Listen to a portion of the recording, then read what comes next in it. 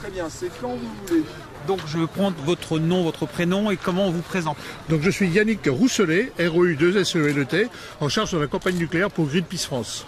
D'accord. Pourquoi tout ce monde aujourd'hui, ce procès est injuste? En fait, aujourd'hui, des militants qui ont pénétré dans la centrale nucléaire de Thionville, je recommence. Je suis fatigué. Donc oui, ce procès est injuste? Donc aujourd'hui, des militants sont convoqués pour avoir pénétré à l'intérieur de la centrale nucléaire de Cattenom, y avoir tiré un feu d'artifice. Et puis Greenpeace, en tant que personne morale, aussi est attaqué par EDF.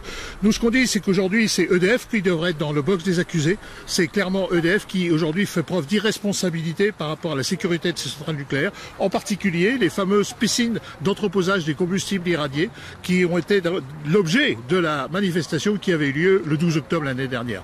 Donc pour nous, on est absolument scandalisés, on va dire, par l'attitude d'EDF aujourd'hui, qui devrait, elle, être dans le box des accusés et prendre ses responsabilités pour répondre aux questions qu'on a posées. Finalement, la question, c'est pas de savoir si des militants sont rentrés. La question, c'est de savoir quelles sont les mesures que EDF compte prendre pour protéger ces centrales nucléaires. Est-ce qu'il y en a eu? Pour le moment, non. Par contre, il y a eu réaction d'un certain nombre de politiques.